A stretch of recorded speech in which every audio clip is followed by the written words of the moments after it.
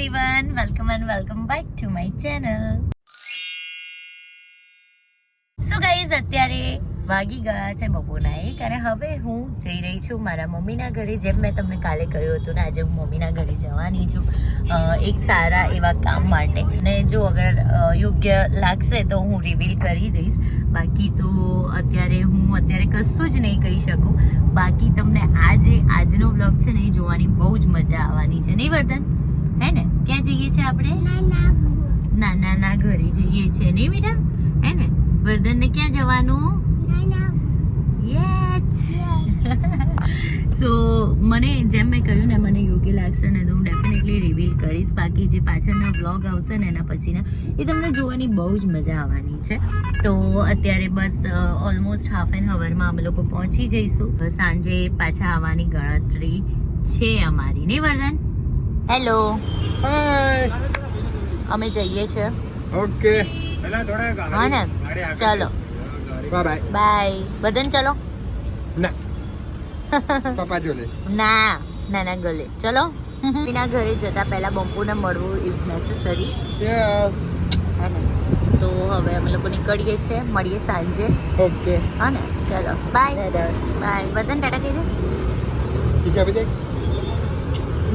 જેમ ગાઈઝ, અત્યારે કેવું થયું કે અમે લોકો, જેમ તમને ખબર જ છે, મેં કેબ બુક કરાવી હતી અને કેબમાં અમે જતા હતા. બંપુ મળવા આવ્યા અમને અને મળી, અને એ તો નીકળતા હતા અને વર્ધન એટલી જીદે ચડ્યો ના, બસ પપ્પા જોડે જ જવું છે, પપ્પા જોડે જ જવું છે એવું કરીને એટલું રડ્યો. મતલબ મને એમ થયું કે હમણાં થોડું આગળ જઈશું ને એટલે ચૂપ થઈ જશે.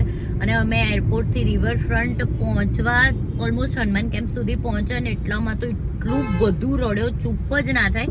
કશું સાંભળવા તૈયાર નહીં, કશું જોવા તૈયાર નહીં. એટલે પછી બંપુનો તરત જ મને કોલ આવ્યો, કહેવા દે હું તને મૂકી આવું છું અત્યારે, હે ને? એટલે હવે બંપુ મૂકવા આવે છે મને પપ્પા જોડે કરીને જબરો. એટલે અત્યારે સારું લંચ બ્રેક હતો બંપુને, એટલે વાંધો ના આવ્યો. નહીતર તો પછી લોચા પડી જાત નહીં આપણે. કઈ નહીં, ફટાફટ ઓલમોસ્ટ કેટલા 15-20 મિનિટમાં પહોંચી જઈશું ને. સો ગાઈઝ, હું મમ્મીના ઘરે આવી ગઈ છું અને તમે જોઈ શકો છો સરસ રેડી થઈ ગઈ છું. અને હું તમને મારો ફૂલ લુક બતાવી દઉં. સો ગાઈઝ, આ છે મારો ફૂલ લુક. મેં પહેરી છે આજે સાડી. તમે કમેન્ટમાં જરૂરથી કહેજો કે હું કેવી લાગી રહી છું. ગાઈઝ, હું તમને એક નાનું હિન્ટ આપી દઉં. એકચ્યુઅલી અમે જઈ રહ્યા છીએ એક ફેમિલી ફંક્શનમાં, અને એ ફંક્શન શું છે ને એ અત્યારે હાલ રિવીલ નથી કરવાનું. અને એ રિવીલ કરીશ ને ત્યારે તમને બહુ જ મજા આવશે જોવાની વ્લોગ્સ. અને હા, મમ્મીના ઘરે આવી છું તો પહેલાં બધાને મળાવી દઉં. Hello mummy, how are you? તમે બધા મજામાં? બધા મજામાં છે. અને ફાઇનલી હું આવી ગઈ છું. આપણે કયા ફંક્શનમાં જઈએ છીએ એ તો અત્યારે હાલ રિવીલ નહીં કરીએ, થોડા ટાઈમ પછી રિવીલ કરીશું, જેથી કરીને બધાને વ્લોગ જોવાની મજા આવે.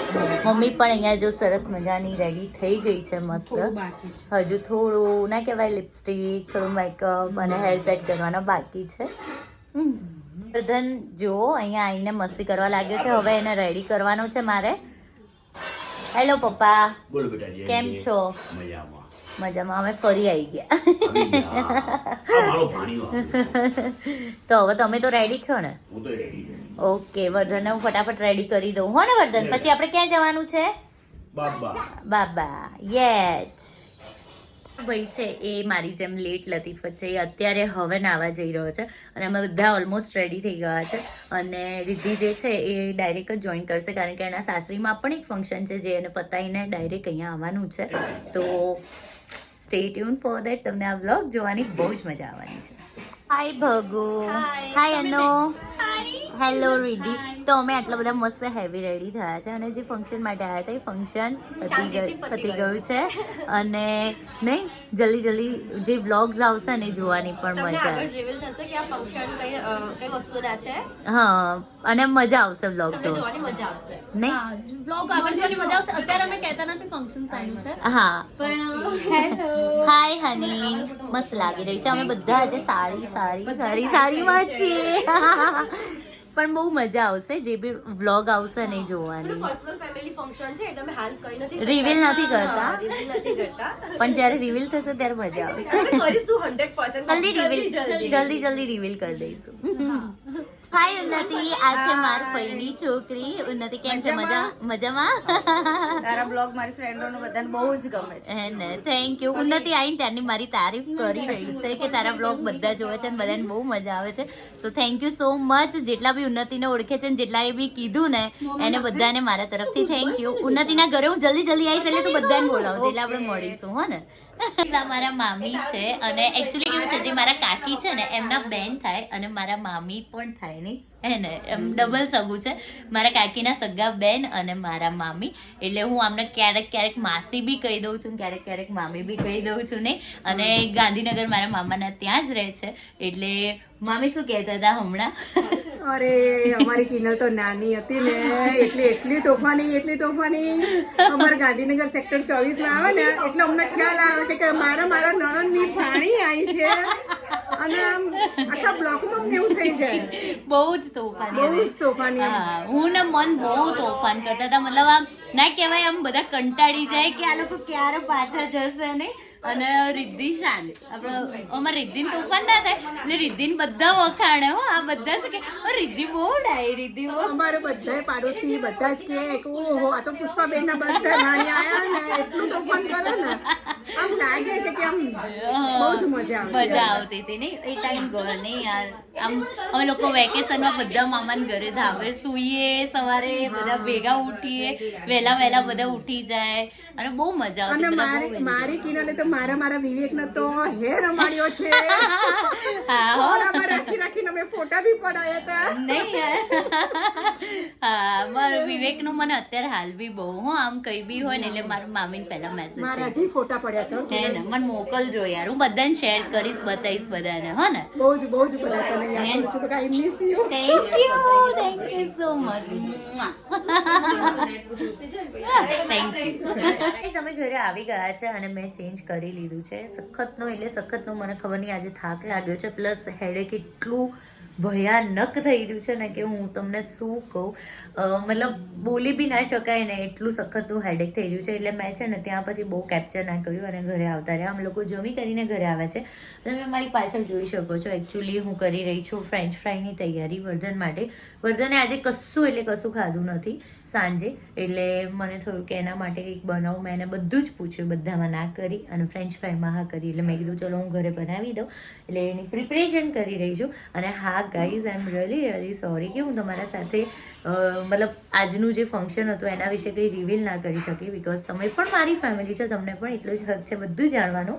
પણ ના કહેવાય, અમુક એવી સિચ્યુએશન હોય. બાકી એ ફંક્શન રિવીલ થઈ જશે પછી તમને વ્લોગ જોવાની બહુ જ મજા આવવાની છે. તો કંઈ નહીં, અત્યારે જો હું ફ્રેન્ચ ફ્રાઈ બનાવી રહી છું, બની જાય એટલે વર્ધનને ખવડાવી દઈશ. પછી ભલે નહીં સૂઈ જતો કેમ કે સખતનો ઊંઘમાં આવ્યો છે. જો હું તમને બતાવું, વર્ધન જો કેટલો ઊંઘમાં આવ્યો છે ને મેં એની ફ્રેન્ચ ફ્રાઈ ખોલી છે. વર્ધન નહોતી આલી કરે અને ખાધા વગર ના આલી કરે એમાં બોબો. સારું. ઓકે.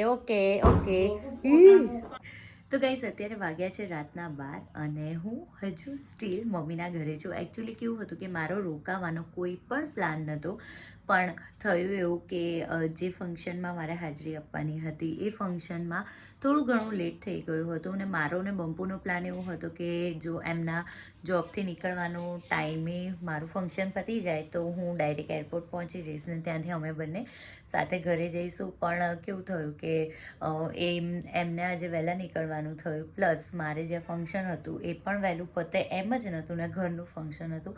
તો ઓબ્વિયસલી એટલા ફટાફટ ઘાઈ કરવાનો કોઈ મતલબ નહોતો. એટલે પછી મને બંપુએ કીધું કે તું આજે રોકાઈ જા, કાલે સેટરડે છે તો કાલે હું તને લઈ જઈશ. એટલે પછી હું રોકાઈ ગઈ છું મમ્મીના ઘરે અને વર્ધન તો સૂઈ ગયો છે. અને હું પણ બસ હવે સૂઈ જઈશ, કેમ કે આજે થાક બી એટલો લાગ્યો છે.